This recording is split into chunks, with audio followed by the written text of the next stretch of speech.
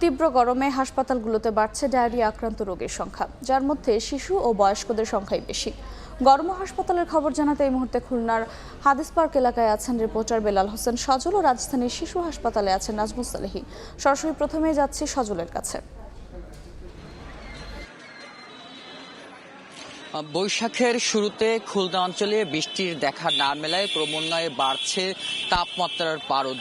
এর ফলে কিন্তু সূর্যের যে তেজ, সেই তেজে জনজীবন একেবারেই নাকাল হয়ে পড়েছে। তাপ থেকে বাঁচতে বিভিন্ন পন্থাও অবলম্বন করছে সাধারণ মানুষ। বিশেষ করে যখন বাহিরে বের হচ্ছে তারা কিন্তু ছাতা ব্যবহার করছে, এবং বিশেষ করে বেশি কষ্টের মধ্যে পড়েছেন কর্মজীবী মানুষেরা। তারা কর্মের সন্ধানে বাহিরে বের হচ্ছেন এবং এই তীব্র তাপের কারণে তারা কিন্তু দুর্ভোগে পড়েছেন। আর বিশেষ করে আমরা দেখেছি পথচারীরা তারা কিন্তু এই পিপাসা মেটাতে তারা বিভিন্ন ফলের দোকান এবং রাস্তার পাশে যে জুস এবং শরবতের দোকানগুলো রয়েছে সেখান থেকে কিন্তু তারা এই যে পিপাসা মেটাতে তারা এই শরবতগুলো খাচ্ছেন। বিশেষ করে আবহাওয়া অধিদপ্তর যেটি বলছে, খুলনা অঞ্চলে গতকাল তাপমাত্রার যে সর্বোচ্চ তাপমাত্রা রেকর্ড করা হয়েছে 39°C। এর আগে এই মৌসুমে সর্বোচ্চ যে তাপমাত্রা সেটি কিন্তু মঙ্গলবার রেকর্ড করা হয়েছে 39.5। এবং আবহাওয়া অফিস যেটি বলছে, খুলনা অঞ্চলের উপর থেকে কিন্তু মাঝারি যে তাপ প্রবাহ সেটি কিন্তু বয়ে যাচ্ছে, এবং তারা যেটি বলছে যতক্ষণ পর্যন্ত বৃষ্টির দেখা না মিলছে ততক্ষণ পর্যন্ত কিন্তু এই তাপ প্রবাহ সেটি কিন্তু বয়ে যাবে, এবং কিছুদিনের মধ্যে হয়তোবা বৃষ্টির দেখা মিললে এই তাপমাত্রা কিছুটা হলেও কিন্তু নিয়ন্ত্রণে আসবে। এই ছিল আমার কাছে খুলনা থেকে যে তাপমাত্রা তার সর্বশেষ খবর। আমরা জানতে চাই, ঢাকায় রয়েছেন আমাদের সহকর্মী নাজমুস সালেহী, তিনি জানাচ্ছেন যে শিশু হাসপাতাল থেকে গরমের খবর। এতক্ষণ আমরা খুলনা থেকে শুনছিলাম যে তীব্র তাপদাহের খবর। সেই তাপদাহের কারণে আসলে সবচেয়ে বেশি ভোগান্তিতে পড়েছে বয়স্ক এবং শিশুরা। রাজধানীর যে শিশু হাসপাতালে আমি রয়েছে, এই তীব্র তাপদাহের কারণে আসলে তারা এখন রোগে আক্রান্ত হচ্ছেন, সে মৌসুমি রোগে।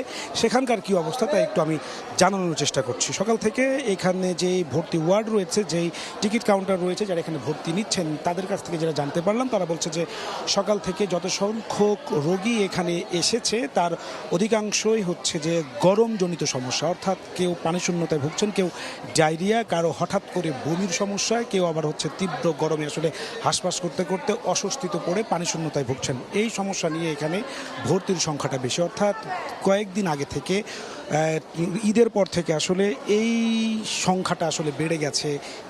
এইখানে অনেক মায়েরা এসেছেন শিশুদেরকে সাথে নিয়ে, তাদের সঙ্গে আমি কথা বলেছি। তারা বলছেন যে হঠাৎ করে গরমে হাঁসফাঁস করতে করতে শিশু আসলে বমি করা শুরু করেছেন। সেই বমি নিয়ে তারা এখানে আসছেন। অনেকে বলছেন যে হঠাৎ করে ডায়রিয়া শুরু হয়েছে অনেকেই, এবং বিশেষ করে এখানে আছেন অনেকেই এসেছেন নবজাতক এবং শিশু যারা রয়েছেন তাদের অভিভাবকরা বলছে এখানে যে এই বিভিন্ন কারণে তাদের যে ডায়রিয়া সেটা আসলে এটার পাশাপাশি ঠান্ডাজনিত বলছে তারা, যে অতিরিক্ত ঘামার কারণে সেই ঘাম গায়ে আবার শুকিয়ে যাচ্ছে, যে কারণে শিশুর মধ্যে আসলে ঠান্ডাজনিত যেই সমস্যা সেটিও কিন্তু এখন বেড়েছে। অর্থাৎ একদিকে যেমন ডায়রিয়া, অন্যদিকে হচ্ছে যে ঠান্ডা এবং কফ বুকে জমে যে কাশিজনিত যে গরমের যে সমস্যা হচ্ছে সেটি নিয়েও কিন্তু শিশু এই নবজাতক এখানে আসছেন, এবং ডাক্তাররা বলছেন যে এই থেকে রক্ষা পেতে আসলে অভিভাবকদেরকে তারা সচেতন হওয়ার পরামর্শ দিচ্ছেন। বলছেন যে বাচ্চাদেরকে যতটা সম্ভব ছায়াযুক্ত স্থানে রাখা এবং হচ্ছে যে বাতাসের মধ্যে রাখা, এবং পাশাপাশি তাদেরকে